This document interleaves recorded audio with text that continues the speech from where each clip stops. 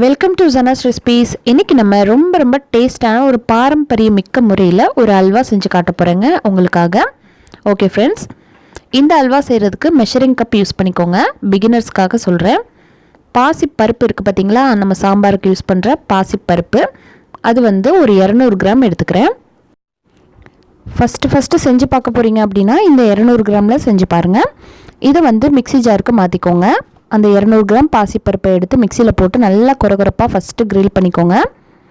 அதுக்கப்புறமா கொஞ்சம் பவுடராக அரைச்சிக்கோங்க. முடிஞ்ச அளவுக்கு நல்ல பவுடராகவே அரைச்சிக்கோங்க, ஒன்றும் பிரச்சனை இல்லை. அரைச்சதுக்கப்புறமா அதை தனியாக எடுத்து வச்சுட்டு அடுப்பில் ரொம்ப அடிக்கனமான ஒரு பாத்திரம் வச்சுக்கோங்க. 1 டேபிள் ஸ்பூன் நெய் யூஸ் பண்ணிக்கோங்க. அதுக்கப்புறமா நம்ம அரைச்சி வச்சுருக்கோம் இல்லையா பாசிப்பருப்பு பவுடர், அதை சேர்த்துட்டு நல்லா மிக்ஸ் பண்ணிக்கோங்க. கரண்டியை வச்சு நல்லா கட்டிப்படாமல் முடிஞ்ச அளவுக்கு நல்லா கிண்டி விடுங்க. அழுத்தி கிண்டணும். இப்போ பார்த்தீங்கன்னா நிறைய கட்டி மாதிரி தான் தெரியும். கரண்டியை வச்சு நல்லா அழுத்தி நல்லா கிண்டிக்கிட்டே இருங்க. இப்போ பாருங்கள், இந்த அளவுக்கு நம்ம கிண்டியாச்சு. இப்போது நம்ம எவ்வளோ பாசிப்பருப்பு எடுத்தோமோ அந்த அளவுக்கு பால் எடுத்துக்கோங்க. ஃபஸ்ட்டு 200 கிராம் பாசிப்பருப்பு எடுத்தோம் இல்லையா, அதே அமௌண்ட்டில் பால் எடுத்துக்கோங்க. காய்ச்சின பால் காய்ச்சாத பால் எது வேணாலும் யூஸ் பண்ணிக்கலாம், ஒன்றும் பிரச்சனை இல்லை. அதையும் சேர்த்துட்டு நல்லா கட்டி இல்லாமல் அமுக்கி விடுங்க. அதுக்கப்புறமா சேம் அமௌண்ட்டை தண்ணியும் எடுத்துக்கோங்க. 200 கிராம் பாசிப்பருப்புக்கு 200 கிராம் பால், 200 கிராம் தண்ணி சேர்த்துட்டு நல்லா கரண்டியை வச்சு அழுத்தி கிண்டி விடுங்க.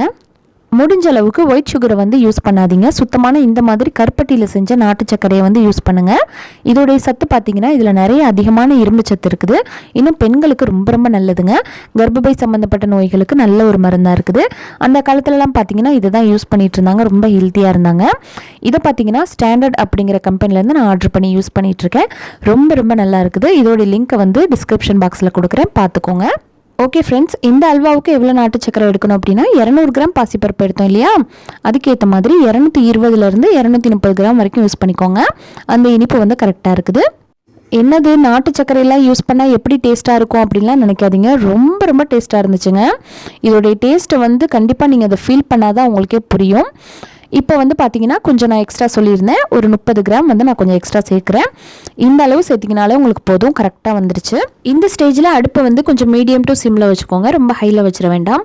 கரெக்டாக பார்த்தீங்கன்னா ஒரு 5 நிமிஷம் வாக்கில் அழகாக உங்களுக்கு அல்வா சுருண்டு வந்துடும். பேனில் ஒட்டவே ஒட்டாது, எந்த பக்கம் திருப்பினாலும் அழகாக அப்படியே வந்துடும். நம்மளுக்கு அல்வா ரெடி ஆகிடுச்சு. அதை ஒரு பாத்திரத்தில் மாற்றி வச்சுக்கோங்க. நம்ம இதுக்கு ஃபஸ்ட்டு சேர்த்த நெய் தான், இடையில எந்த நெய்யும் எந்த ஆயிலுமே சேர்க்கலை. கடைசியாக கொஞ்சமாக தாளித்து கொட்டிடலாம். தேங்காய் எண்ணெய் யூஸ் பண்ணிக்கோங்க. தேங்காய் எண்ணெய் யூஸ் பண்ணும்போது ரொம்ப வாசனையாக இருக்குது. இதோடைய லிங்கையும் நான் டிஸ்கிரிப்ஷன் பாக்ஸில் கொடுக்குறேன். ஒரு 1/2 டேபிள் ஸ்பூன் போல் நெய்யும் ஆட் பண்ணிக்கோங்க. தேங்காய் எண்ணெய் ஒரு 1/2 டேபிள் ஸ்பூன், நெய் ஒரு 1/2 டேபிள் ஸ்பூன் சேர்த்துக்கோங்க.